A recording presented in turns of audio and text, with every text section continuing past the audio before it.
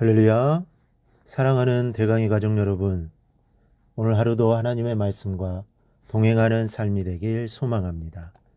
오늘 함께 나눌 하나님의 말씀은 요한복음 9장 13절에서 17절 말씀입니다. 그들이 전에 맹인이었던 사람을 데리고 바리새인들에게 갔더라. 예수께서 진흙을 이겨 눈을 뜨게 하신 날은 안식일이라.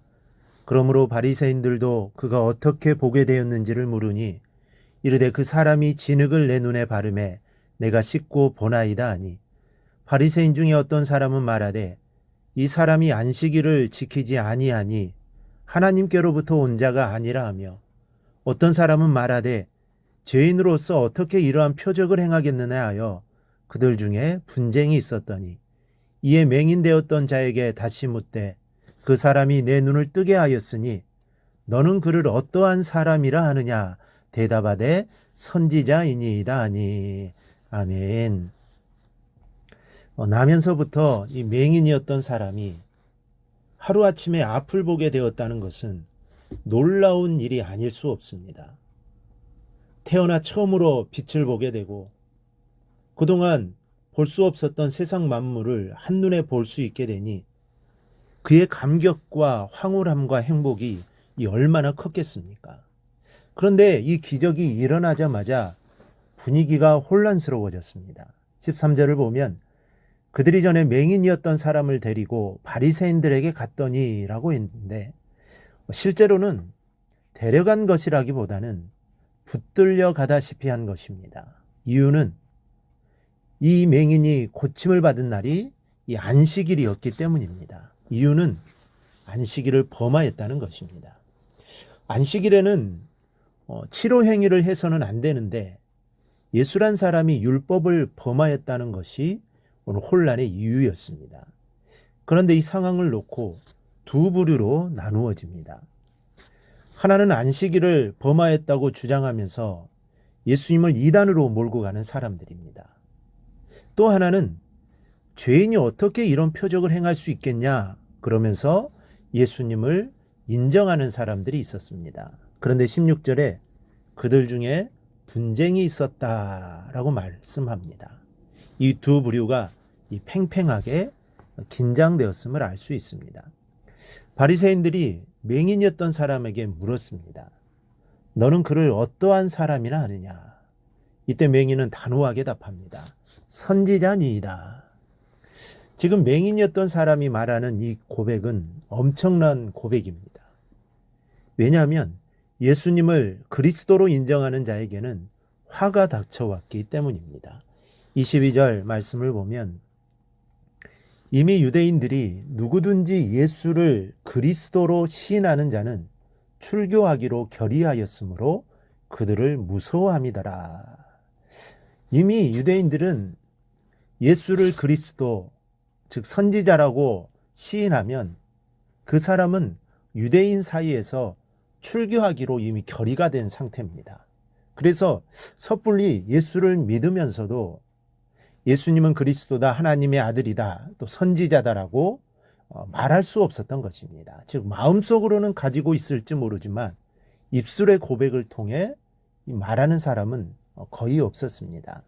이 출교에는 세 종류가 있습니다. 첫째는 내지파입니다. 이것은 일주일 정도 징계하는 약한 파문이며 이거는 비공식적으로 행했습니다. 둘째는 니두이입니다. 이 니두이는 30일 정도의 공식적인 파문입니다. 이때 백성들과의 교류가 일체 금지되었지만 그래도 종교 예식에는 참여할 수 있었던 것으로 여겨집니다. 셋째는 헤렘입니다. 이것은 영구적인 출교를 말합니다. 일단 출교를 당하게 되면 공중 집회에 참여할 수가 없고 유대인과 대화를 나눌 수도 없습니다.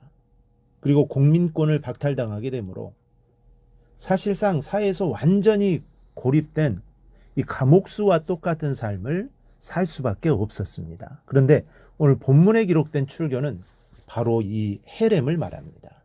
즉 영구적인 출교입니다. 이런 시대적 상황에서 맹인이 그분은 선지자입니다 라고 고백했다는 것은 이건 대단한 것입니다. 그런데 이 사람이 이러한 고백을 할 수 있었던 것은 바로 체험적인 신앙이 있었기 때문입니다. 이 체험적인 신앙은 성도로 하여금 담대하게 만들어줍니다. 일제시대나 이 남북 전쟁 당시에도 매를 맞고 죽음을 당하면서까지 믿음을 버리지 않았던 믿음의 선배님들이 계십니다. 모두가 깊은 믿음의 체험과 간증으로 신앙생활을 하신 분들입니다. 오늘 맹인에게도 이러한 체험적 신앙이 있었기에 지금 담대하게 선지자라고 외칠 수 있었던 것입니다. 오늘 우리에게도 이러한 담대한 신앙이 있기를 바랍니다. 이런 체험적인 신앙이 있기를 바랍니다. 그래야 주님을 나의 구세주로 인정하고 하나님으로 인정하는 삶을 살아가기를 바랍니다. 그런데 24절을 보면 바리새인들이 네가 선지자라고 말하는 그 예수는 죄인이라고 말합니다. 그러나 이때 맹인이었던 사람은 이렇게 말합니다. 그가 죄인인지 내가 알지 못하나 한 가지 아는 것은 내가 맹인으로 있다가 지금 보는 그것이니이다. 너희들이 죄인이라고 떠들어도 나는 인정할 수 없다는 그런 말입니다.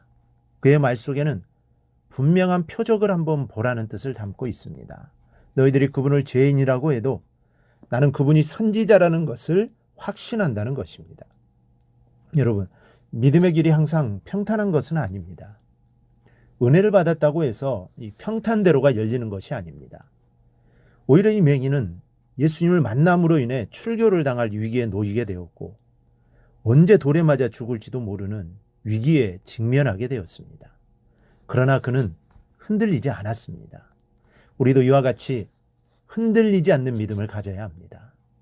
한번 입었던 은혜를 잊지 않기를 바랍니다. 그리고 눈물로 고백하며 감사의 기도를 올렸던 그 순간을 잊지 말고 아무리 어려운 일이 와도 끝까지 믿음을 지킬 수 있는 성도가 되시기를 바랍니다. 이러한 믿음이 오늘 이 맹인이었던 사람에게 있었습니다. 오늘 우리도 이러한 믿음이 있어야 합니다. 그리고 그 믿음을 가지고 살아가야 합니다. 그러면 하나님이 기뻐하시는 삶을 살아갈 수 있게 될 것입니다. 우리 평생의 삶이 정말 온전히 주님을 인정하고 주님의 기쁨이 되는 삶이 되기를 주님의 이름으로 축원합니다. 오늘 묵상한 말씀을 굳게 잡고 삶으로 실천하며 살아내는 대강의 모든 성도들이 되기를 축복합니다.